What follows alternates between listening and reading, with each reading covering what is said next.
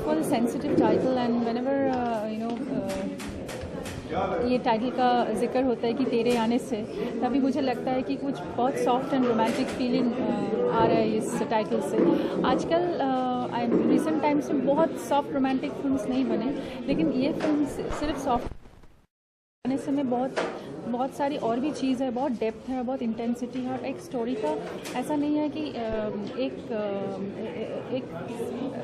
एक पर्टिकुलर समय को ये पकड़ता है कि स्पैन्स 30 इयर्स, और ये दोनों में जो रिलेशनशिप दिखाते हैं कि 30-40 सालों में कि प्यार बढ़ता है या प्यार में कुछ और भी आ जाता है जो इन लोगों को खींच के रखता है, इस बॉन्डिंग को दिखाया है।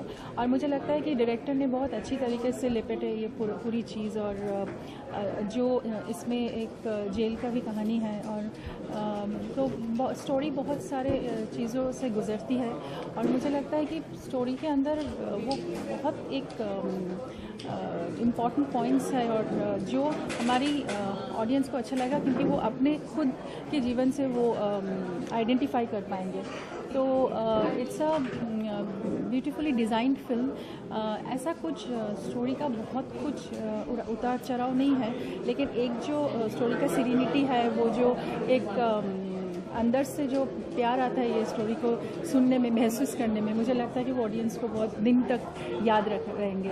और ये म्यूज़िक जो बनाया है, और तेरे आने से एक टाइटल ट्रैक है जो मुझे लगता है, पूरा और मैं ये डिस्कस कर रही थी कि ये this is one of the best songs what we have heard in recent times. और मुझे सारे अच्छे एंड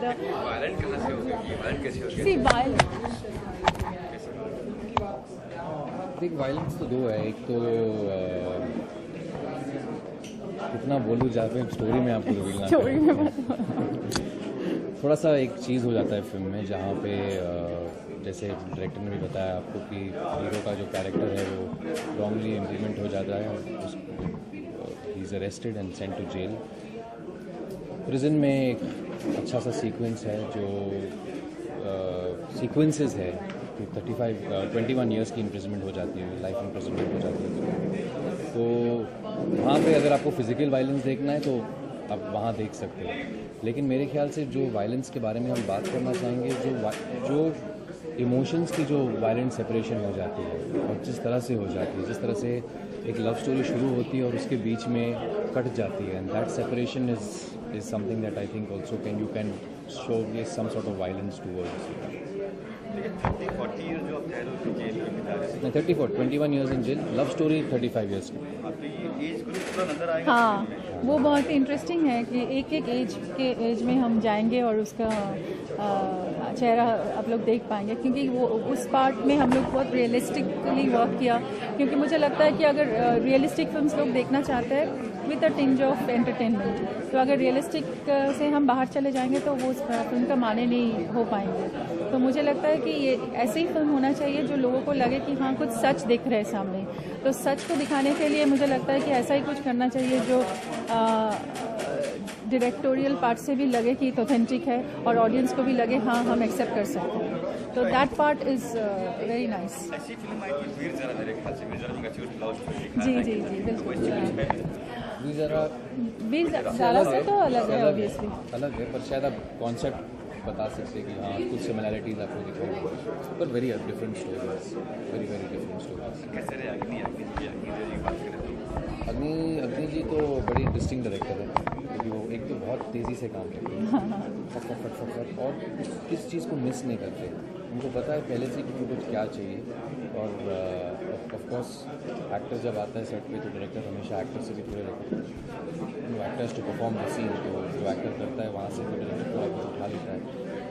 लेकिन अग्निदा को एक चीज़, one side he knows clearly what he wants, दूसरी चीज़ वो लोकेशन से लेते हैं, तीसरी चीज़ वो एक्टरों से लेते हैं, तो उनको सब एकदम से इनकॉर्पोरेट करके वो शूट करते हैं। बिल्कुल, Agnida doesn't compromise actually. Agnida actually I have done 4 films with him, so मुझे लगता है कि हर फिल्म में वो कुछ नया दिया है, और वो एक्टर्स के बारे में भी कॉम्प्रोमाइज़ नहीं करते। इस फिल्म में हमारे कैलकाटा से 2 एक्टर्स हैं, एक Vishwanath, he is not here, he is playing a very beautiful role, and we have got Priya Karfa, she is also from Calcutta.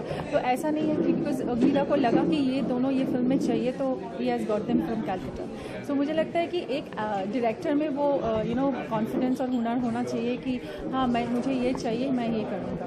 तो अग्निदा बहुत ही अच्छे से ये पूरी कैरेक्टराइजेशंस किया सब कैरेक्टर्स का, और एक एक लुक सेट किया हर कैरेक्टर का। और आशा जी की टीम ने बहुत कंट्रीब्यूट किया, क्योंकि हमारी डिफरेंट एज का मेकअप है और हेयर ड्रेस है। तो मुझे लगता है कि वैसे भी वो इनपुट्स चाहिए जो कि एकदम परफेक्ट लगे। तो मुझे लगता है कि वो ट्रांजिशंस जो है इस फिल्म में बहुत बढ़िया तरीके से हैंडल किया गया है। आज के दौर में जहाँ व्हाट्सएप से प्यार होता है, जहाँ फेसबुक से प्यार होता है, वो प्यार इस प्यार को एक्सप्रेस कर लेंगे कि हाँ बात सही दिखा है। आप बिल्कुल सही कह रहे हैं, फेसबुक का प्यार और ये सब अजीब तरीके के प्यार होते हैं आजकल। लेकिन मुझे लगता है कि कहीं ना कहीं दिल में ये प्यार महसूस करने के लिए लोग तरसते हैं, तो शायद वो चल जाए। आप बहुत कम फिल्में चूज करते हो, क्या वजह रहती है? क्या इतनी कमी नजर आती है आपको? क्या वजह रहती है? आप क्या सोचते हो, क्या स्क्रिप्ट देखते हो आप? मैं तो वैसे I am working in a different industry also. मतलब मैं कैलकाटा में बहुत बिजी हूँ, और मेरा फिल्म्स मैं थोड़ा चूज़ करके ही फिल्म करती हूँ, क्योंकि मुझे लगता है कि ऐसा कुछ करना चाहिए जो लोगों को दिल में मैं बहुत दिन तक रह जाऊँ। मेरा हिंदी फिल्म में जितना ही किरदार मैंने किया, मुझे लगता है कि हर किसी को ऐसा लगा कि ऋतु ने ऐसा कुछ किया जो परफॉर्मेंस ओरिएंटेड है। और मुझे लगता है कि मेरा जो पोटेंशियल है वो हिंदी सिनेमा में ठीक से बाकायदा एक अलग तरीके से आए, जो मुझे लगता है कि ऑब्वियसली जिसे देख के लोग बोले कि हाँ Ritu is also very credible in Hindi films. क्योंकि ऑब्वियसली कंपैरिजन हो जाते हैं when you are a big actress in one region. तो तब जब नेशनल मार्केट में तुम आते हो खेलने के लिए या प्ले विद अदर एक्टर्स, तो कंपैरेटिव स्टडी डेफिनेटली होती है। तो I need to have some good films which will actually prove my mettle. So मुझे लगता है कि मैं थोड़ा उसमें चूज़ी हूँ। और वैसे भी एज एन एक्टर मेरा तो वो एक अंदर में एक पैशन है कि I do something really good in Hindi. So फिर मेरा उधर